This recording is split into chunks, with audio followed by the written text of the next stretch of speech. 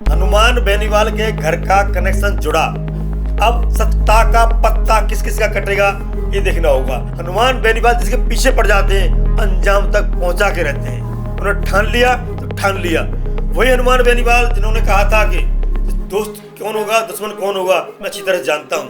बिजली का कनेक्शन काटा, चुपके से काटा, बिना बताए काटा। हनुमान बेनीवाल उस समय जयपुर में थे और नागौर स्थित आवास का बिजली कनेक्शन काट दिया।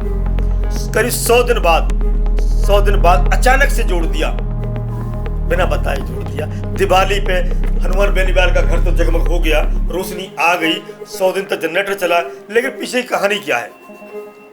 कहानी है कि हनुमान बेनीवाल ने जब 12-13 लाख का बिल आया था, जो बड़े भाई के नाम उनके आवास है, 2 लाख रुपए सेटलमेंट के दिए थे। तो सरकार से विद्युत विभाग से कह रहे थे कि भाई ये 2 लाख रुपए दिए, सेटलमेंट में जो आएगा मैं कर दूंगा।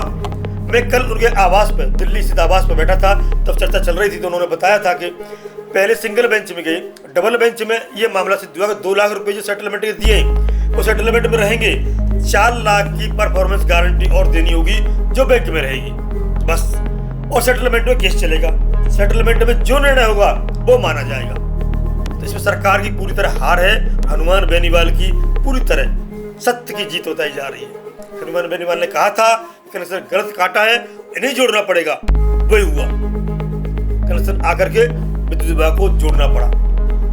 उनका कहना है कि मेरा 100 दिन जनरेटर चला, काफी खर्चा हुआ, केस लड़ा, इसमें खर्चा हुआ, लेकिन अंत में सत्य की जीत हुई। और कल उनके बेटे का भी फोन आया था कि दीपावली से पहले हमारा घर जगमग हो गया, लाइट आ गई, अच्छा लग रहा है। हनुमान बेनीवाल ने कहा कि चाहे जयपुर स्थित आवास खाली करने की बात हो या बिजली कनेक्शन काटने की बात हो, उन्होंने कहा कि ये मैं सिद्ध कर दूंगा कि मैं गलत नहीं था। और वही हुआ, आवास भी खाली नहीं करना और कनेक्शन भी जुड़ गया।